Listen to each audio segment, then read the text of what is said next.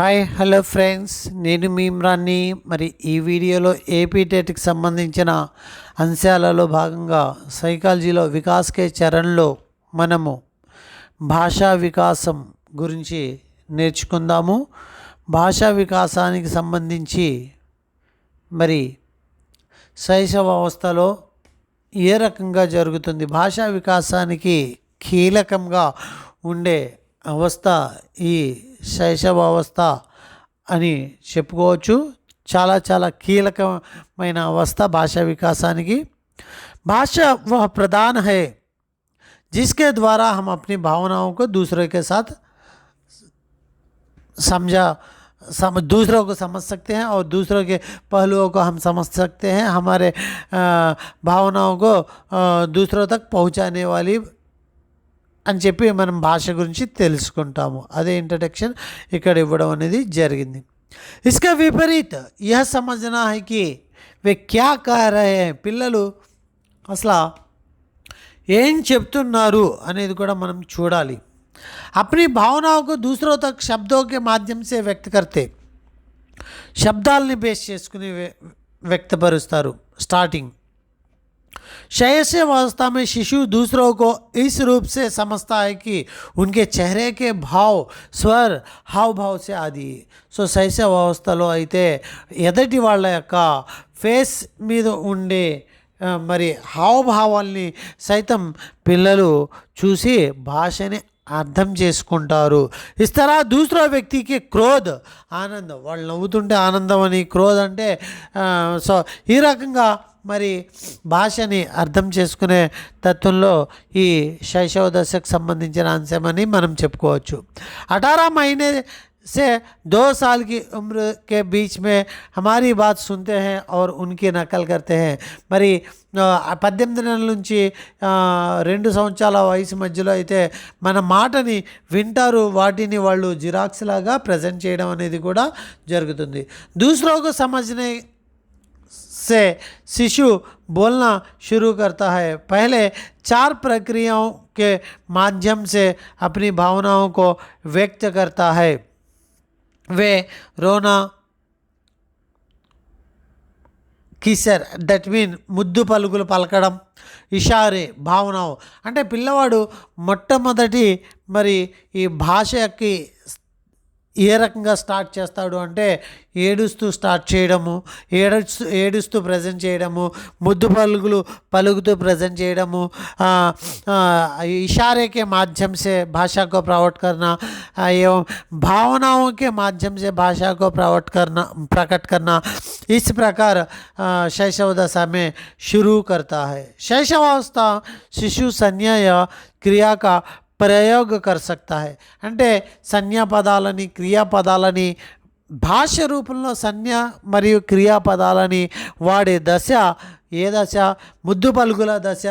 इशारे भावनाओं के साथ एवं रोने के साथ भाषा को प्रकट करना, ఇదంతా కూడా ఎక్కడ ఏ దశకు సంబంధించింది అంటే శైశవ దశకు సంబంధించింది.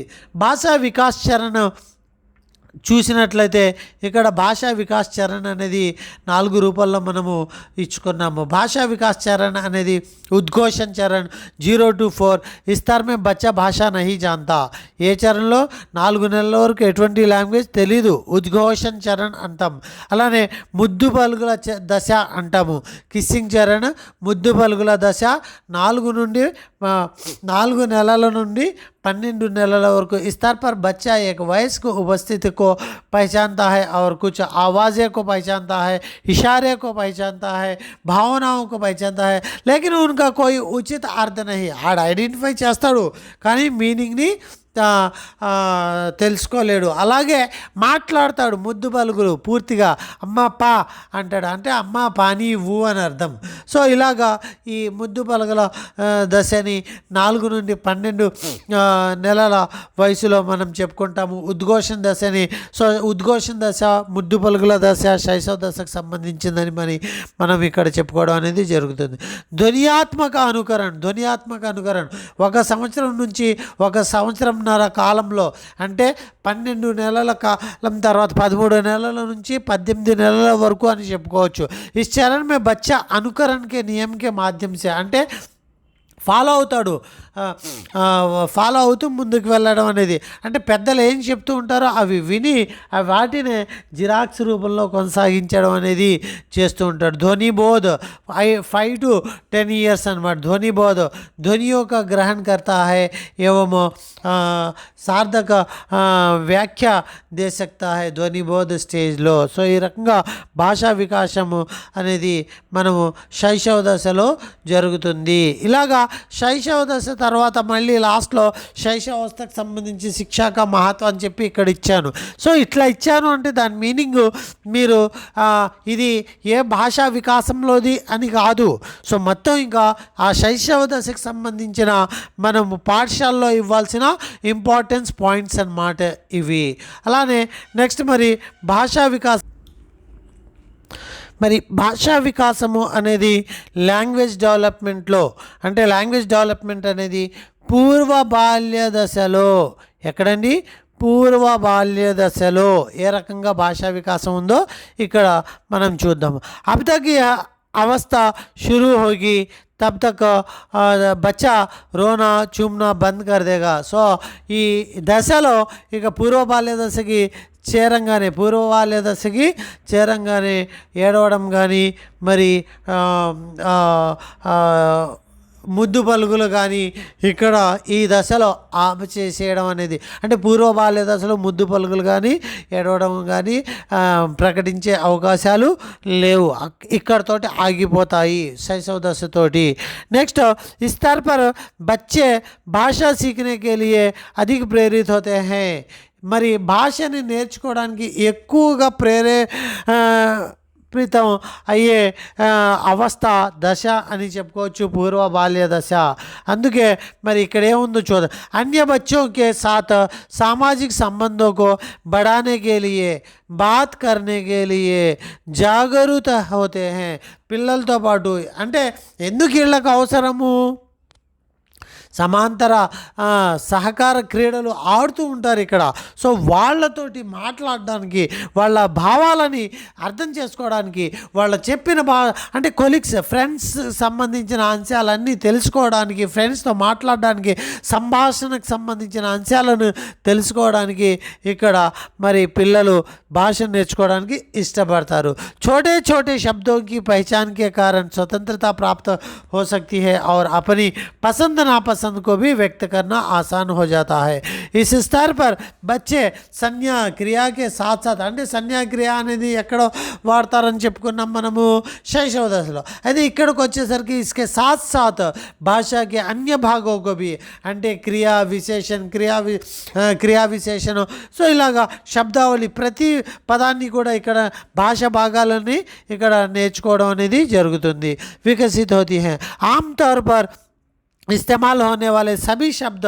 సో జనరల్గా వాళ్ళకి కావాల్సిన అన్ని పదాలని కూడా వాళ్ళు ఈ స్టేజ్లో వాడుకోవడం అనేది జరుగుతుంది. పहले 3 या 4 वाक्यों को उपयोग करना शुरू करें, फिर सभी भाषा घटकों का उपयोग करके 8 शब्द, ముందు 3 లేదా 4 శబ్దాలను వాక్యాలను చెప్పడము, 3 లేదా 4 భాషా అంశాలను నేర్చుకోవడం, ఆ తర్వాత భాషా భాగాలన్నింటినీ నేర్చుకునే స్టేజ్కి ఇక్కడ, అంటే భాషా భాగాలు 8 భాగాలు ఉన్నాయి కదా, సంజ్ఞా, సర్వనామం, క్రియా విశేషణ, సముచ్చయ బోధక్, సంబంధ బోధక్, విస్మయాది బోధక్, ఇవన్నీ కూడా ఇక్కడ నేర్చుకుంటారు. ఎక్కడని పూర్వ बाल्य दशलो.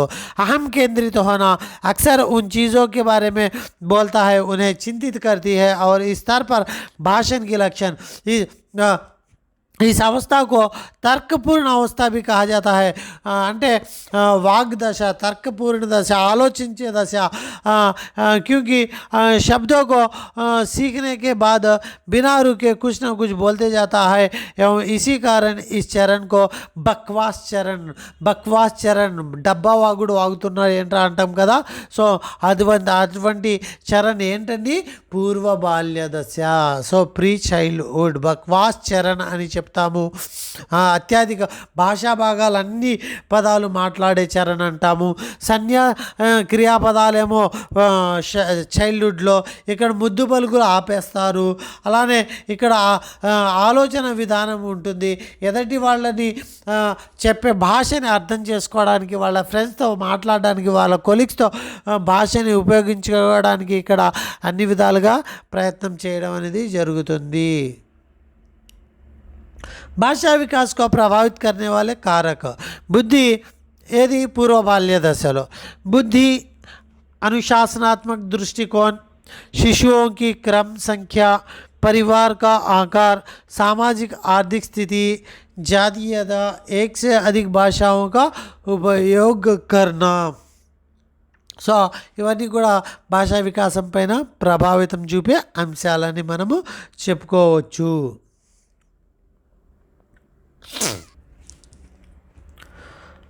మరి ఉత్తర బాల్య దశలో మనం చూసినట్లయితే ఉత్తర బాల్య దశలో భాషా వికాసం ఏ రకంగా జరుగుతుందో చూద్దాం. ప్రారంభిక బాల్యావస్థ మే భాషా కే వికాస్ కే 4 ప్రముఖ स्रोत ఏంటది? మాతాపిత, మీడియా, పఠన, లిఖన, శిక్షక్ వీటి ద్వారాగా భాషని నేర్చుకుంటాడు. ఈ స్తర్లో ఈ స్తర్ పర్ బచ్చే ఏక్ హీ శబ్దకే విభిన్న అర్థ అంటే ఒకే పదానికి భిన్నార్థి పదాలుగా మార్చడం, భిన్నార్థి ఇండైరెక్ట్గా మాట్లాడే తత్వము ఈ స్టేజ్లో. అంటే ఒక మాటతో చెప్పాలి అంటే ముహావరేదార్ భాష అనొచ్చు, లేదా విభిన్న అర్థవాలే భాష, పర్యాయవాచి శబ్దాలని తెలుసుకోవడము అలాగా. అలానే సామాన్య अवधारणाओं के साथ साथ कुछ विशिष्ट अवधारणाओं से भी संबंधित शब्दावली को अच्छा पहचान लगते हैं. కొద్దిగా అంటే మరీ భాషా భాగాలు కాకుండా కొద్దిగా పైకి వచ్చిందనమాట ఇక్కడ. वे अच्छे विकास करते हैं లైక్ శిష్టాచార, సాంఘికి, రంగ్, పైసా, समय ఇటువంటి వాటిని కూడా ఇక్కడ తెలుసుకుంటాడు. अहंकार केंद्रित बच्चा के बातचीत सामाजिक मुद्दों की ओर मुड़ जाती है. అలాగే उदाहरण घर, परिवार, खेल, चलचित्र, गतिविधियाँ आदि. इस स्तर पर उनके शब्द दूसरों की अपनी महानता के लिए ఆలోచన. సో తన గొప్పతనాలని, తన గొప్పని డబ్బా కొట్టుకోవడం అనుకుంటారు కదా, అంటే బక్వాస్కా చరణ్ పూర్వ బాల్యావస్థ అని చెప్పి ఎలా చెప్తామో అలాగా ఇక్కడికి వచ్చేసరికి మరి తన గొప్పల్ని చెప్పుకునే దశగా మనము నేర్చుకోవాలి. ఈ స్తర్ పర్ ఉన్ శబ్దోకో దూసరీ మహానత. సో మన యొక్క గొప్పతనాన్ని, మన యొక్క సెల్ఫ్ని మరి చెప్పే దశ పూర్వ బాల్య దశలో జరిగే భాషా వికాసము. అంటే ఇక్కడ నేర్చుకుంటాడు, జీవితాంతకాలం దాన్ని పాటించడం అనేది జరుగుతుంది. उत्तरी बाल्यावस्था के अंत तक बहुत कम यानी अनिवार्य रूप से बोलना सीखेगा. సో ఉత్తరి బాల్యావస్థ చివరికి వచ్చేసరికి చాలా తక్కువగా మాట్లాడడం నేర్చుకుంటాడు. పూర్వ బాల్య దశలో ఎక్కువగా మాట్లాడే పిల్లవాడు ఉత్తర బాల్య దశ చివరికి వచ్చేసరికి ఎంత అవసరమో అంతే మాట్లాడతాడు. తనకు సంబంధించిన అంశాలు ఎక్కువగా మాట్లాడే దశ ఇల్లు, పరివారము, ఖేల్, చలచిత్ర, గతివిద్య అన్నిటినీ సొసైటీ పరంగా యాక్సెప్ట్ చేసే విధంగా, అలాగే శిష్టాచార, సాంఘికి, రంగు, సమయ, పైసా వీటన్నిటినీ తెలుసుకునే సో మాతాపిత, మీడియా. సో భాషకి ప్రాముఖ్యతకు సంబంధించిన ఈ 4 అంశాలు కూడా మనం చాలా ఇంపార్టెన్స్గానే భావించాలి. ఈ 4ట్లో చెడు భాషని మనం మోటివేట్ చేస్తే చెడు భాష వైపుకి వెళ్తాడు, మంచి భాషని మనం మోటివేట్ చేస్తే మంచి భాష వైపుకి వెళ్ళడం అనేది జరుగుతుంది. మరి నెక్స్ట్ మరి కిషోరావస్థలో భాషా వికాసం అనేది ఏ రకంగా జరుగుతుంది ఇక్కడ మనము చూద్దాము. సహీ ఉచ్చారణ के साथ शब्दों में अच्छा कौशल प्राप्त करता है. చక్కటి ఉచ్చారణ. అలానే ఈ కిషోరావస్థకి వచ్చేసరికి పిల్లవాడి దగ్గర దాదాపుగా భాషకు సంబంధించి 40,000 పదాల వరకు పదజాలం అనేది ఉంటుంది తన భాషకు సంబంధించి. సో అమూర్త శబ్ద విషయాల్ని కూడా ఇక్కడ నేర్చుకుంటాడు. పదజాలము, అమూర్త పదజాలము, దూసరోకి బాతోకో బదనామీ అనే భిన్నార్థాన్ని, ఇండైరెక్ట్గా మాట్లాడే వాక్యాల్ని, అలానే దెప్పి పొడుస్తూ మాట్లాడే తత్వాన్ని ఇక్కడ మరి ప్రజెంట్ చేయడం అనేది జరుగుతుంది. वे दूसरे के साथ विडंबना से बात कर सकते हैं एवं जटिल व्याकरणिक रचना संरचनाओं के में सुधार करने की क्षमता विकसित करना। సో ఇక్కడ ఇక వ్యాకరణ సంబంధించి జట్ల అంశాలన్నీ కూడా ఇక్కడికి రావడం అనేది జరుగుతుంది. సో ఇవన్నీ కూడా మనం భాషా అంశాల్లో మనం చూసుకుంటూ ముందుకు వెళ్ళాలి. అలానే दूसरों के साथ संवाद करने में మహాన్ నిపుణత. సో సంవాద్ చేసే విధానంలో అయితే ఒక చక్కటి నైపుణ్యాన్ని ప్రదర్శించడం అనేది జరుగుతుంది. మరి ఈ వీడియోని మరి ఈ భాషా వికాసకు సంబంధించిన ఈ వీడియోని ఇంతటితో ముగిస్తాను. మరి ఇక్కడితోటి మనకు వికాస్ కే చరణ్ అనే టాపిక్లో ప్రతి పార్ట్ కూడా సామాజిక వికాస్, నైతిక వికాస్, భావనాత్మక వికాస్, భాషా వికాస్ ఇవన్నీ భాగాలు కూడా అయిపోయినాయి. సో వికాస్ కే చరణ్ సింపుల్గా నేర్చుకునే విధానం ఇదండి. అంటే ఒక్కొక్క అవస్థలో అన్నీ నేర్చుకోవడం, గుర్తుంచుకోవడం కొద్దిగా క్లిష్టంగా ఉంటుంది. కానీ 4 అవస్థల్ని కలిపి కామన్గా నేర్చుకుంటే ఈజీగా ఉంటుంది. సో ఇది ఈ ప్రకారంగా మనము ఈ సిస్టమేటిక్ని మనం వెళ్ళినట్లయితే వికాస్ కే చరణ్ అనే దాంట్లో ఖచ్చితంగా 1 or 2 బిట్స్ ఖచ్చితంగా ఈ యొక్క దశల్ని బేస్ చేసుకుని అడిగే అవకాశాలు ఖచ్చితంగా ఉన్నాయి. కాబట్టి మరి ఈ ప్యాటర్న్ని అందరూ ఫాలో అవుతారని చెప్పి భావిస్తున్నాను. ఇది ఏపీ టెట్ హిందీ వాళ్ళకి చాలా కీలకంగా పనిచేస్తుందని చెప్పి నమ్ముతున్నాను. ఓకే ఫ్రెండ్స్, మరి ఈ వీడియోని ఇంతటితో ముగిస్తాను. Thank you to one and all.